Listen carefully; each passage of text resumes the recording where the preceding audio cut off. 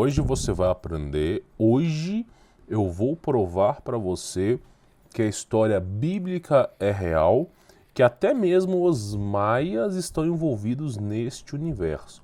Se você acha que os maias é aquele povo simplesmente Neandertal, que ficava com a talhadeira construindo pirâmides, era um povo primitivo, pareciam uns índios coloridos, eu posso garantir para você que depois dos egípcios era o povo mais evoluído que existia. E quando eu falo dos egípcios, eu estou falando de pessoas que têm a capacidade de construir naves voadoras, abertura de portais, segredos da imortalidade, uma série de coisas que até mesmo para eu poder trazer para você são sigilosas. Então eu vou falar sobre os maias, você vai ficar de queixo caído. Como que esses caras dominaram o mundo? Primeiro, bases subterrâneas, aliança com outros seres na Terra, abertura de portais, captação de energia plasmática. Os caras estavam assim muito avançados, sabe? O Discovery Channel, o History Channel, por exemplo, não consegue nem explicar como é que esses caras foram tão assertivos. Se você quer saber a história do mundo, estude a história dos maias. Existem dois povos aqui nesse planeta Terra que, se você estudar, até arrepia o espinho. Primeiro são os índios Cherokees. Tem os Apaches também nos Estados Unidos, mas os índios Cherokees, eles descrevem o que aconteceu com o mundo há 4.000 anos atrás. E você também tem os maias, há mais ou menos entre 4 a 2.000 anos atrás, explicando, né, como era o mundo no passado, o que aconteceu e a necessidade de avisar as próximas gerações. Então, assim, é inacreditável. Tem mais Bíblia dentro dos maias do que em outros locais por aí. Eu vou explicar, você vai entender, tá? Mas antes de iniciar o vídeo, eu preciso dizer isso aqui para você. É 2 recados rápidos, peço para não pular, porque é muito importante. Primeira coisa, participe do meu Telegram. Eu publico material de estudo gratuitamente, eu não cobro nada, nenhum centavo para você ter os mesmos PDFs que eu tenho aqui para estudar.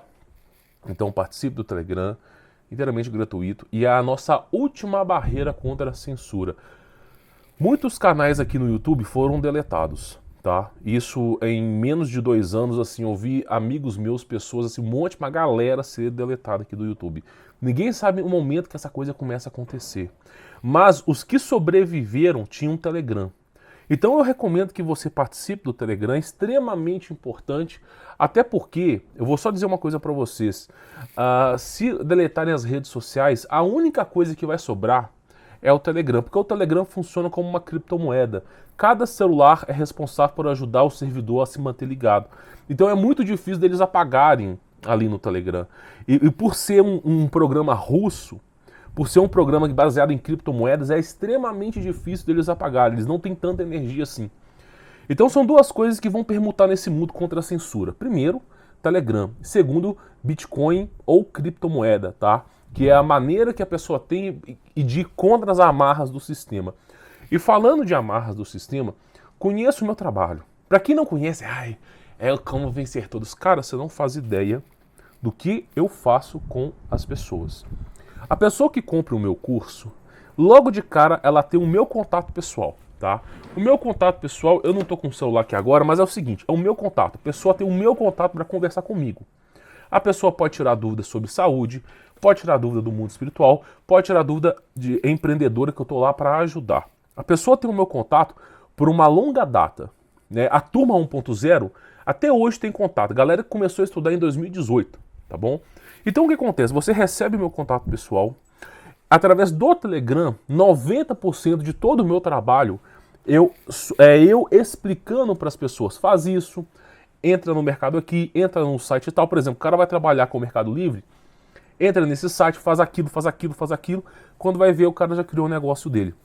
Então não é igual esses cursos da Hotmart ou de outros aplicativos, que é assim, você precisa vencer. Você precisa acorde 5 horas da manhã e tome banho frio. Não é isso, cara. É a real. Fala assim, você precisa fazer isso para acontecer. Se você for se envolver no mercado digital, é extremamente difícil. Tem que ter essa estratégia aqui, tem que ser isso, aquilo. É eu explicando para as pessoas. Eu recomendo fortemente que você participe, tá? Esse PDF tá lá no Telegram, é um material de estudo para você poder te orientar sobre a importância, né, do mundo que nós vivemos. Então, arqueologia proibida, nós vamos falar sobre os maias aqui. Se vocês gostarem, tiver uma meta boa de like, eu trago sobre os incas, astecas, egípcios, eu faço arqueologia proibida, mas eu tenho que saber se vocês vão gostar ou não, tá? Bom, o que é importante eu falar para vocês? Por que eu estou trazendo esse conteúdo para vocês? Não é recente, mas há mais ou menos 11 anos atrás, algumas pirâmides pelo mundo começaram a aparecer feixes de luz. Essa imagem que você está vendo aqui agora, eu vou aumentar ela aqui, só para você ter uma ideia, tá? Essa imagem que você está vendo agora foi tirada em 2009. O que gerou muita polêmica sobre o fim do mundo em 2012 foi a ativação dessas pirâmides. Por exemplo, a pirâmide de Gizé também apareceu feixe de luz. A pirâmide chinesa, todas as pirâmides pelo mundo começou a aparecer raios de luz do absoluto nada. E, né, foi fotografado lá nas pirâmides maia, tá? Por exemplo, essa pirâmide aqui é a Kukulcán, tá? Que é uma pirâmide que fica na região onde se é descrito o povo maia, e simplesmente do nada, de forma centralizada, ela apareceu esse feixe de luz, tá? Não só a pirâmide, como no mundo todo em 2009, tá? Eu vou deixar isso aqui é a imagem que foi tirada, tá bom? Não só a pirâmide, mas como o mundo todo que foi tirado, tá? Isso aqui é a imagem que eu cortei, tá? Só pra não ficar grande. Mas no mundo todo apareceu feixes de luz em 2009. E aí você se pergunta, por que de acho apareceu feixes de luz em 2009? Qual que é o sentido disso, né? Como é que é possível aparecer feixes de luz aí em 2009? Então praticamente foi algo assim inédito, inacreditável. Aí você se pergunta, como é possível isso? O que aconteceu? A ciência não sabe explicar. Até hoje, praticamente aí 11, 12 anos se passaram e a ciência não tem explicação para o que aconteceu. Ela não consegue involucrar isso em nenhum acontecimento científico, em nada. Eles não conseguem dizer para as pessoas que aquilo ali foi uma causa natural, algum feixe de luz espacial na natureza. Eles não conseguem dizer. Tem hora que as coisas são muito discrepantes, então é melhor eles ficarem calados. Então isso aconteceu, tá? Essa foto foi a foto que foi tirada na hora, tinha duas meninas lá, que estavam passando, mas praticamente tem no mundo inteiro. Em 2009, as pirâmides pode-se dizer que foram ativadas. É um exemplo, tá? Então o feixe de luz apareceu centralizado no topo da pirâmide, sem explicação nenhuma. As duas fotos acima são no mesmo dia, no entanto, no mesmo dia, em vários lugares do mundo as pessoas presenciaram esse feixe de luz. Muitos dizem ser abertura de portal, começa-se a especulação. Outros, captação de energia, começa-se a especulação. Por mais que pareça absurdo, até hoje não existe uma resposta para esse fenômeno.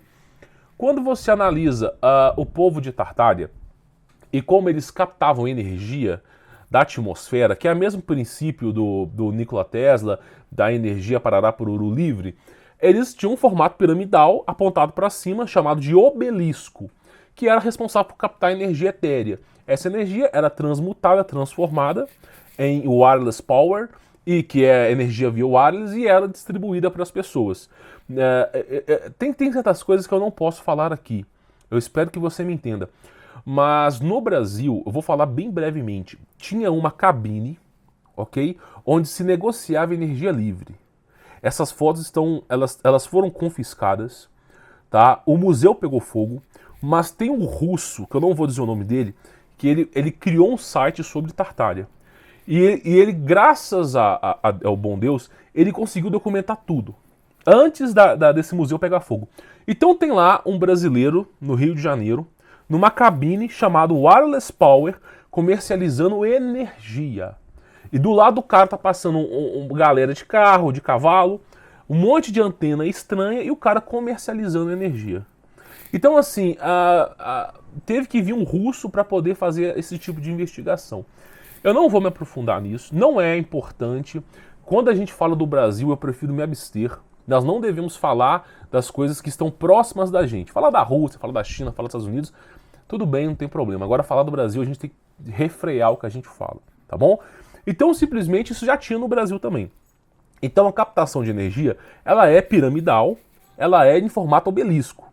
E você faz a captação de energia. Só que a energia, ela é, como eu posso te explicar? Ela é translúcida, você não vê a energia chegando até você. ela é invisível a energia. Então, por exemplo, você tem aí, por exemplo, você olha para o poste da Companhia de Energia Elétrica, por exemplo, em Minas Gerais e a CEMIG, você não vê a energia passando pelo cabo, ela é invisível, tá? Mas ela está presente ali. Só que, então, a energia em si, os movimentos atômicos, o elétron, o nêutron, o próton, isso aí não é tão visível ao olho nu. Então, não dá para explicar para as pessoas que isso aí é uma energia que foi entrada na pirâmide. Até porque não faz tanto sentido isso.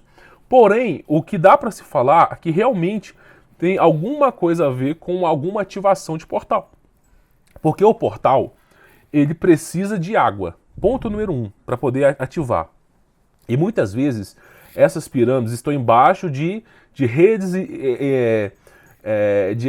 de grandes... Como é que eu posso explicar para vocês?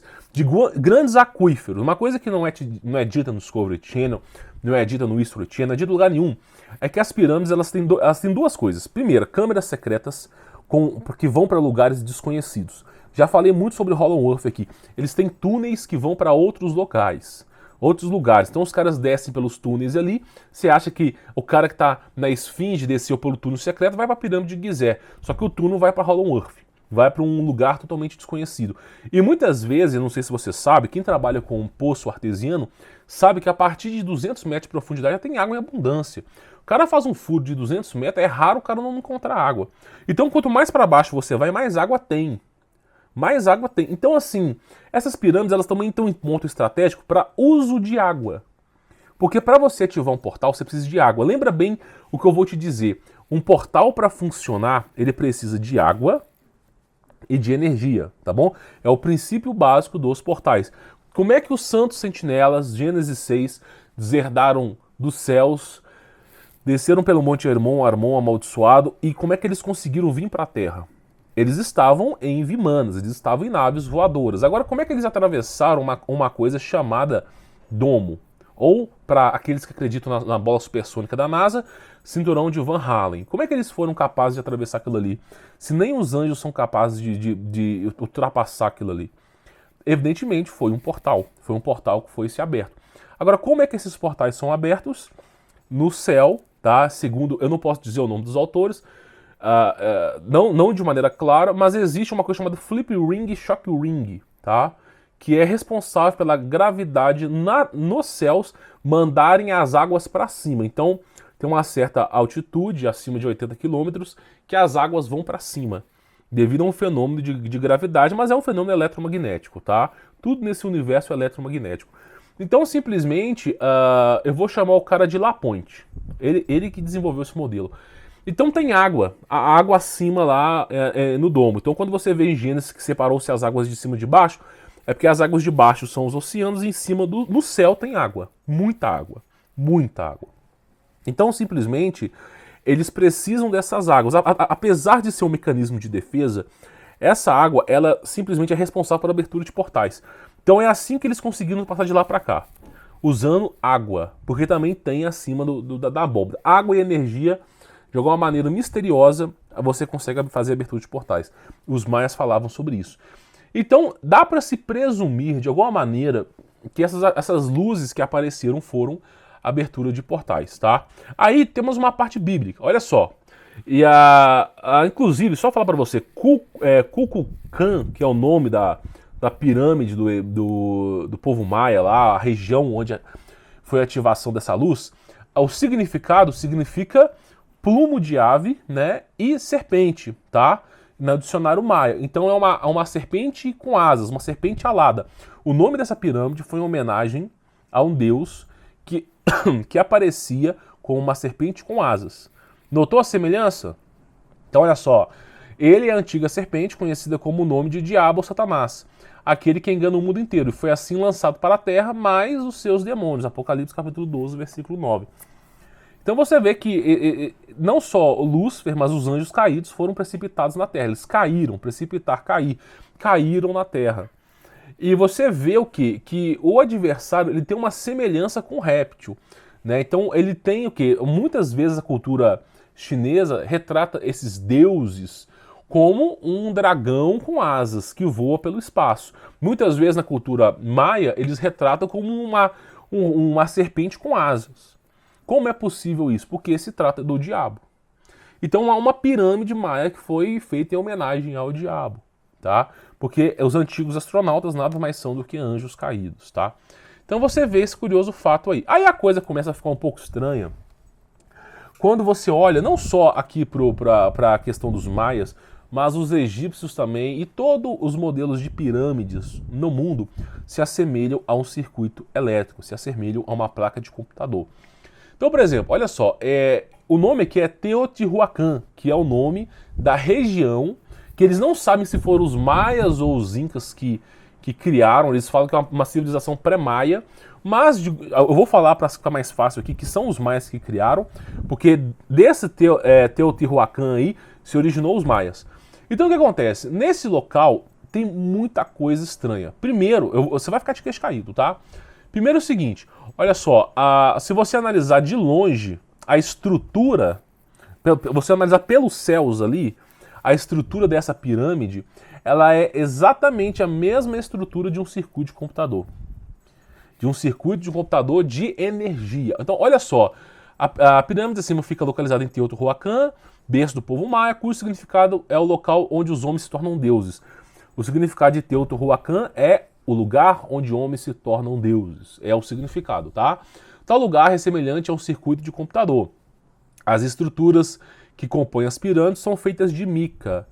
Mica é caro. Mica é mais caro do que o prata, só para te avisar. Hoje em dia eu não sei como é que tá o balanço aí financeiro, mas mica é um material muito caro. É um material que é usado por astronautas, pela NASA. Não é um material que você e eu, meros mortais, podemos usufruir. Porém, a pirâmide inteira foi criada com mica. Que delícia, né? E na região não tinha mica. Como é que esse cara trazeram mica para lá? Então, olha só. É material estável elétrico, que funciona como isolante elétrico, a grandes descargas elétricas. Então, olha só as propriedades do material da mica. Ele é capaz de suportar altas cargas elétricas. Aí você fala, meu, pra que o povo maia... Escute bem o que eu vou lhe dizer.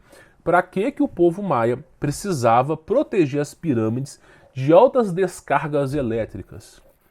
Por quê? Por que eles iriam se importar com eletricidade? Não é um povo da talhadeira? Não é um povo primitivo? Não é um povo que simplesmente fica lá, são agrônomos, os caras ficam mexendo com plantação? Por quê? Por que os caras estão preocupados com eletricidade? Não foi inventada recentemente? Né, Thomas Edison, os caras... Tem aquele cara que estava soltando uma pipa, tomou um raio. Como é que é? Como é que é a história? Então você vê o que? A preocupação deles com a descarga elétrica. E que descarga elétrica que você acha que eles estão se preocupados? Com a inversão do campo eletromagnético da Terra. Eles estão preocupados com cataclisma cíclico, por isso tem um calendário maia. Então esses caras, eles involucraram ali a pirâmide com mica, para que quando o plasma descesse, na região que tá posicionada a pirâmide, o campo eletromagnético, a tensão elétrica que é provocada pela descarga elétrica do plasma que desce pelo centro da Terra, não destruísse a civilização deles. Então eles construíram a pirâmide com mica para isolar dessa grande eletricidade que vem do plasma. Então eles usaram mica para isso, ponto número 1. Umidade, porque chove muito, no momento que acontece a inversão, vem muita chuva. Não é um dilúvio, mas muitos lugares ficam inundados. Muitos lugares ficam inundados por vários dias. Outra coisa, a grandes temperaturas, a isolante também, o mica ele é responsável por suportar grandes temperaturas. E eu fiz uma aula aqui sobre cosmologia bíblica, segredos do universo, onde eu falo que o universo é quente e plasmático. E que a Terra é um ambiente controlado. Então o que acontece? O plasma, a gente está falando de temperaturas aqui que chegam de 10 mil graus Celsius a 100 mil graus Celsius. Então o que acaba acontecendo é que onde desce o plasma é muito quente, mas os maias não ficavam no centro onde caiu o plasma. Eles ficavam mais longe. Então o que acontecia? Mesmo eles ficando longe, a temperatura era escaldante. E eles precisavam, né, que a temperatura não destruísse o povo deles. Então o que eles fizeram? O mica também é um isolante, né, de altas temperaturas. E para poder finalizar essa história de inversão magnética, aí que você vai entender a história, o mica é um isolante radioativo. A cultura hinduísta, eles chamam um deus de Shiva, deus da destruição e reconstrução, que tem vários braços e tem uma auréola em volta dele. Isso aí é o quê? É o plasma, que é redondo, tem uma auréola em volta dele e vários raios saindo. Isso é o plasma, tá? Então, simplesmente, o povo hinduísta descreveu o deus como plasma. Ele destrói e rapidamente se reconstrói, porque a radiação presente no plasma faz com que o local, que ficou deserto, rapidamente tenha vegetação. Então, o efeito radioativo altera, né, numa proporção gigantesca, o desenvolvimento da árvore. Então, uma árvore que demoraria 70 anos para ficar grande, fica grande em 3 a 5 anos. Então é 20 vezes mais forte isso aí. E aí o que acontece? Eles precisavam, né, ficar longe dessa radiação. Agora, por que os maias se preocupavam tanto com radiação? Porque a radiação do plasma, ela é maléfica, sim, ela faz mal. Mas por que a preocupação? Deixa eu te fazer uma pergunta. Como é que você acha que tem sal no mar? Pensa um pouco, de onde vem o sal no mar, hein? Você acha que é o quê? É o cocô das gaivotas? Pensa um pouco, de onde? Qual é a origem do sal? Porque tudo que esses caras dizem, na grande maioria das vezes, não é satisfatório o suficiente. Ah, mas é o plâncton, é o cagalhão do plâncton. Ah, é porque simplesmente no fundo do mar tem alguns animais que produzem o sal. Deixa eu te contar uma coisa. Você sabia que 95% do mar foi inexplorado ainda? Que todos os dias eles esqueci a palavra, né? Eles fazem o catálogo de novos seres no mar. Então, o homem não chegou nem no fundo do mar ainda. Não existe equipamento hoje que é capaz de chegar no fundo do mar ainda. Você tem operações militares de navios e submarinos sumindo no mar.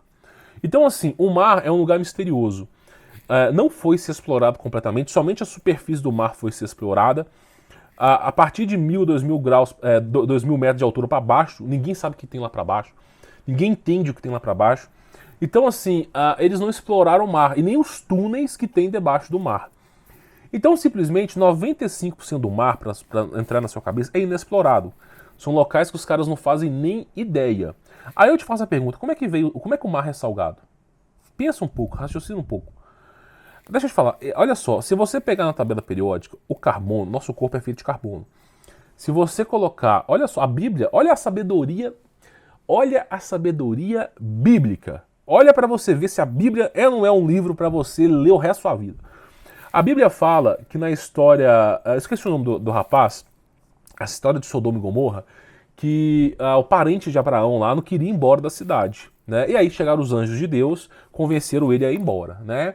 E aí ele estava subindo um monte, ele, né, e sua família, e os anjos falaram assim, não olhe para trás, tá? É uma condição espiritual chamada legalismo espiritual. Não olhe para trás, continua andando e siga em frente. E aí o povo foi seguindo em frente. Aí, eu não sei se foi a mulher, eu esqueço o nome, mas a mulher desse personagem bíblico olhou para trás e se transformou em estátua de sal. Por que você acha que ela se transformou em estátua de sal? Vamos lá. O lugar que é Sodoma e Gomorra até hoje tem radiação. Até hoje cheira a enxofre.